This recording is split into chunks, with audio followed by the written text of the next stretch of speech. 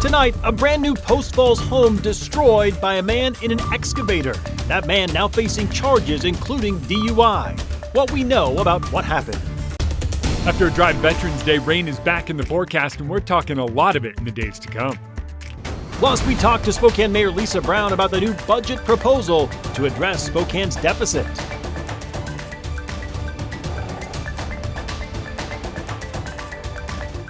Good evening and thank you for joining us for KREM 2 News at 5 tonight. I'm Mark Hanrahan. We start tonight in North Idaho, where a new home is now a pile of rubble after police say someone used an excavator to destroy it earlier this morning. KREM 2's Christian Garza has been at the scene all day today and shares what neighbors are saying. Christian?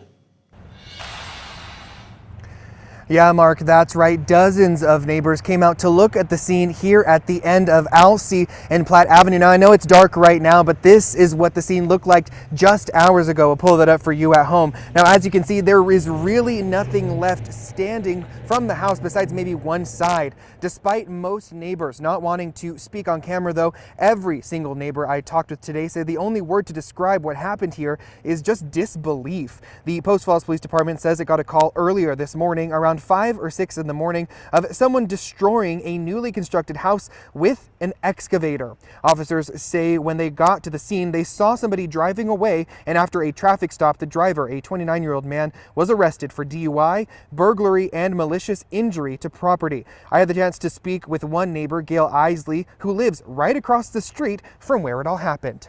Wayne came and my husband came and woke me up and he said, they're tearing the house down across the street. And I'm going, what are you talking about? I was kind of awake, you know, I just hadn't got up yet. Well, I couldn't believe it. When I walked out the door, I'm going, really? I mean, this just doesn't happen.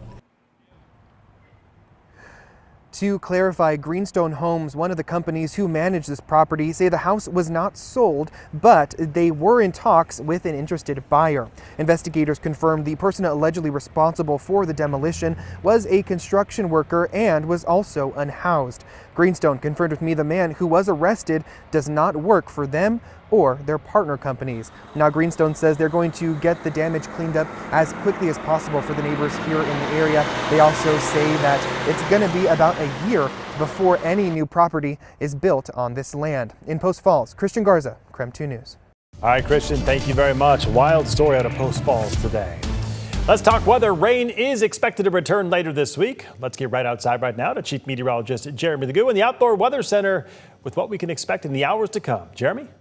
Mark, a little bit of cloud cover overhead right now. It's low enough here on the South Hill. I can't see the top of our tower in the KREM 2 parking lot. Unfortunately, that means we can't see the northern lights. I just got a text from my mom back in Minnesota with a bright pink sky, and I went, oh man. I guess our camera's probably broken again out here, so here's how it goes. We wake up to a few stray showers tomorrow morning. Those should move out by the morning commute, but wet roads will stick around. We'll be talking that coming up in the full forecast, but expect a mild few days to come despite rain returning. All right, Jeremy, we'll check back in with you when we can see you on camera. Thank you very much.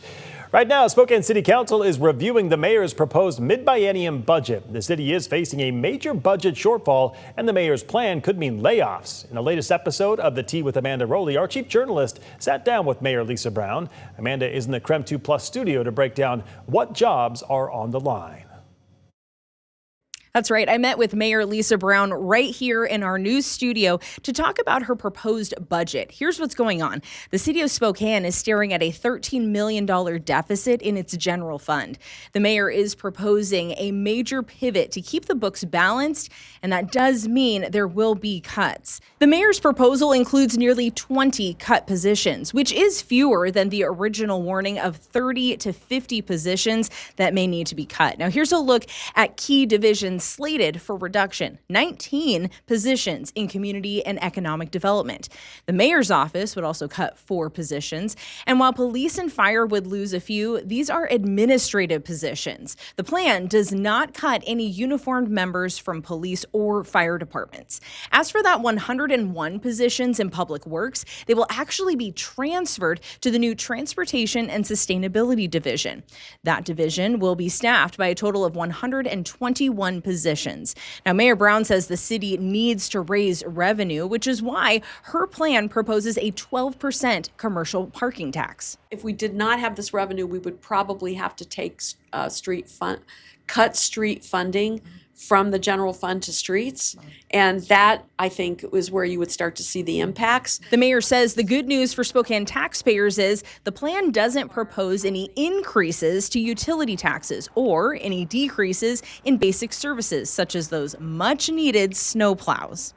Now, on the Tee with Amanda Rowley, I went in depth with Mayor Brown on this budget proposal. You can watch the full interview right now on KREM 2 Plus. Just go to the News tab and look for the Tee section. Reporting from the KREM 2 Plus studio, Amanda Rowley, KREM 2 News. For the second straight year, the Spokane Velocity is playing in the USL League One Championship. That team heads to Knoxville later this week for that Sunday match. Today, I sat down for an in-depth interview with head coach Lee Wiedman, where we discussed everything from his coaching philosophy, recruiting players, and what it will take to bring home the title this weekend. You can watch that interview right now over on KREM 2 Plus. Just download on your TV and watch for free. KSKN 22 was the spot to watch the Velocity face one Knoxville SC in Tennessee. That match starts at 2 p.m. on Sunday. The team is working hard to bring that championship back to Spokane. All right, coming up after the break tonight, it was one of the closest city council races this election season. We are taking a look at how both candidates are reacting to the outcome.